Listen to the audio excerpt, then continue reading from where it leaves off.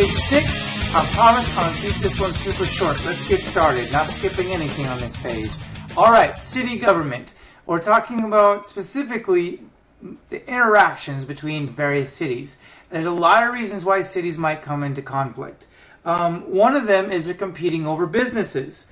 This is probably the number one reason why cities conflict with each other. They're trying to get people to come to them to set up businesses and to employ people, because both employer and employees will pay taxes.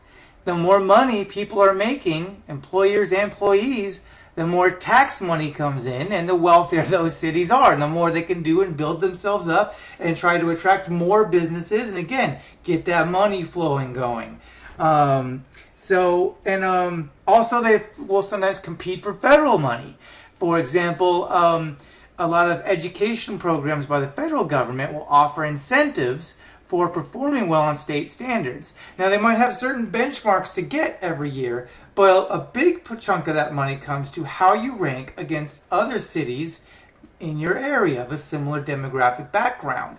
And so if another city of similar background, similar makeup as you is doing a lot better than you, they're going to get a lot more money than you, and you're going to have to play catch up if you want the kind of money they're getting.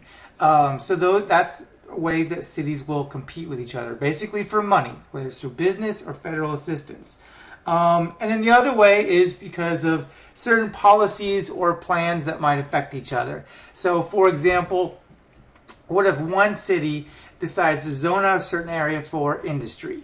So a lot of factories, higher level pollution, and let's say where they zone it is at the edge of their city, right next to the edge of another city where there's a bunch of homes. So you've got two cities next to each other, one where there's a bunch of factories and one where just across the street is a bunch of homes, and now those homes are breathing in all that smog and pollution. And the noise, there's usually noise that goes along with factories. And so now if it was within your city, you can make an argument and vote, but you can't vote someone out who's not in your city, so that means the people you vote for have to duke it out and try to come to some kind of agreement. So that's two ways that cities can conflict with each other.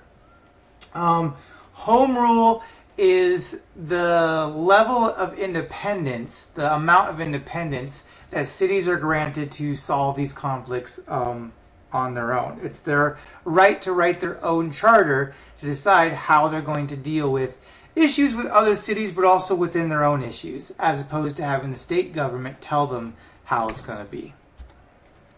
So cities and the federal government, I've already touched on this. Conflicts. Conflicts are when the federal government tells them how to spend their money, which they can tell the federal government to flip off. I mean, get out of here. You can't tell me nothing. But then the federal government says, like, fine, you got all these bills to pay, you ain't getting no help from us. Common Core standards. Now, I believe that new Common Core standards that California is adopting, and almost every other state, except for a few, as you can see in the graphic, I think they're most of all pretty good. But that's not necessarily the reason why California and these states are adopting them.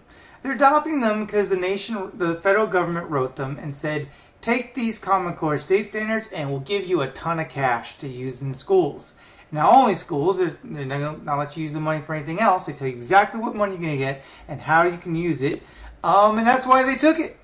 They had the opportunity to try to come up with their own plan, but they just didn't want to. They figured, you know what, I'm just going to take the nation's plan, the federal government plan. They already made up a set of standards. I'm just going to take them and the money that goes along with it. And that's what almost every single state in the union has done. So that's a conflict because that's controversial. A lot of people don't like the standards. They don't like the way they're being implemented. They don't like what it means for education. I'm not one of them, but I understand what their opinion is. I see where they're coming from, especially when you realize the incentive, whether I like the standards or not. Let's be real. It's all about the money, not about the quality. But that doesn't mean that the federal and city governments are always like strictly opposed to each other. A lot of ways they can help each other out a lot, especially in the area of law enforcement. So in the area of law enforcement, they can help each other with sharing info. If they're, like whether it's training, well, not training, that's a separate issue.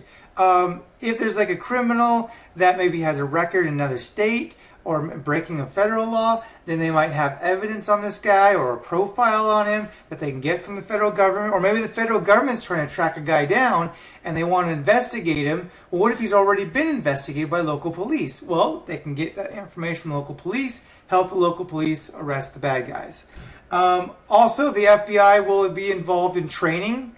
They'll do a lot of training of local police on how to handle certain situations that might not come up very often at a local level, but they come up all across the country. So federal governments are much more involved with, like hostage situations, other issues of like high violence, standoffs, all kinds of big things like that you see in the movies and TV. And finally, it is a way for federal government to somewhat be in touch or get some kind of idea of what's going on at the local level, because while these guys are interacting and trying to share information and share resources to be better law enforcers, they also share like, hey, like I know this plan maybe works for the federal government, but here's something you don't see in Washington, D.C. that you only see here in California, that, we need to do things a little bit differently. And through that, they learn something about those local areas, or those areas different from the federal government's rules and situations, and they can better represent us as a result of it. And that's it. Don't forget the Agoda quiz, complete textbook assignment unit 4, pages 10 through 14, using the textbook, and I'll see you in class.